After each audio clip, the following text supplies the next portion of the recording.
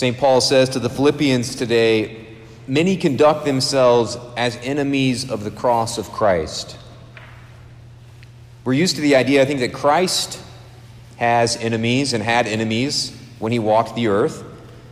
But here St. Paul changes it up a bit and says that many conduct themselves as enemies of the cross of Christ. What does it mean to be an enemy of the cross of Christ?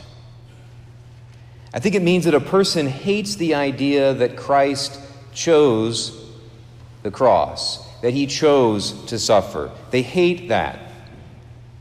That Christ chose to suffer and then told us, and maybe this is more what they hate, that Christ tells us that we need to suffer in order to follow him.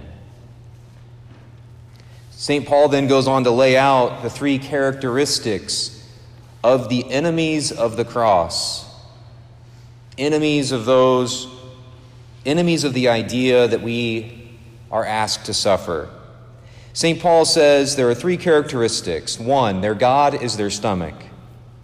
Number two, their glory is in their shame. And number three, their minds are occupied with earthly things. Those are the characteristics of the people that are enemies of the cross of Christ. And so I'd like to propose to you that as St. Paul lays out those three characteristics of the haters of the cross, the three pillars of Lent counteract those three characteristics. The three characteristics of Lent, the three virtues of Lent, the three things that we're supposed to be doing in the season of Lent: prayer, fasting, and almsgiving. First of all, their God is their stomach. The sin of gluttony isn't necessarily about being overweight. It is about thinking way too much about what you're going to eat and drink and when and with whom. And I can tell you that I'm absolutely guilty of that one. Fasting is an antidote to that, at least if we do it the right way, because we also hear that the scribes and Pharisees fasted a lot wrongly. But if we fast in the right way, without pride, without bragging to everyone that we're fasting or trying to let people know that we're fasting, that makes me a champion of the cross. Makes me a champion of the idea that suffering is the path of Christ and the path that I am to follow. Because I, like Christ, when I fast, if I do it in the right way, I voluntarily take on suffering. I voluntarily take on the cross. I don't hate it. I voluntarily choose it. Exactly like Jesus did. I say to Christ, when I choose to fast, I see how you suffered voluntarily, and I enter into that suffering like you. You are my hero. Number two, the second characteristic of the haters of the cross, their glory is in their shame. How many people try to get attention for stupidity on social media and in real life? Things that they ought to be ashamed of, or what they're taking pride in, right? Sins of drunkenness and debauchery and immodesty and all kinds of things that are out there. But when we give alms, a second pillar of the season of Lent, when we give to the poor, it pulls us out of the spiral of focusing on the banal and the mundane and the moronic and the immoral. Someone once said that the Christian response to pornography is soup kitchens. When we begin to encounter the poor in their situation with love and concern and compassion, when I spend time with a poor person and talk to them, buy them a meal, I am brought back to what is real and away from celebrities that so many want to imitate, those who celebrate and promote and are proud of their shame, even you and I sometimes. In almsgiving, I become a champion of the cross, not a hater of it.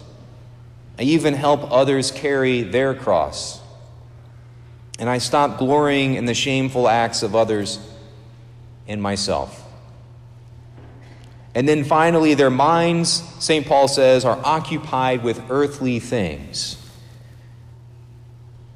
The response to that, of course, is the pillar of Lent of prayer.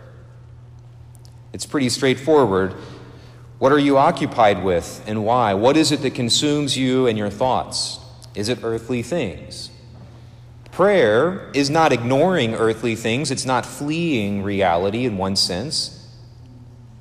But it is, in a sense, rising above them at the same time. If I'm going to pray, I literally have to carve out time, which is a sacrifice. It is suffering. It is hard to do. Many choose not to. By the simple act of carving out of time, that is suffering. That is choosing the path of denying myself. It's taking the things that I would like to do and setting some of that aside, saying I might never actually get to that because I'm going to spend some time in prayer today.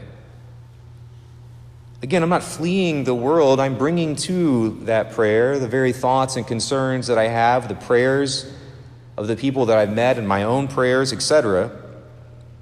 But it is a sacrifice. It's not an obsessing over the things of the world, a continually making that all that I'm consumed with, but it is going to God and saying, I choose to spend time here. Prayer makes me a champion of the cross because it is a sacrifice. No one ever prays on accident. During the season of Lent, invite us to not be enemies of the cross, but to be champions of it. Let us not make our stomachs our gods. Let us not glory in shameful things, and let our minds not be occupied with just earthly stuff. But let us fast and care for the poor in our midst and spend time in prayer each day, knowing that that is the sort of transfiguration that Christ desires for us this season and always.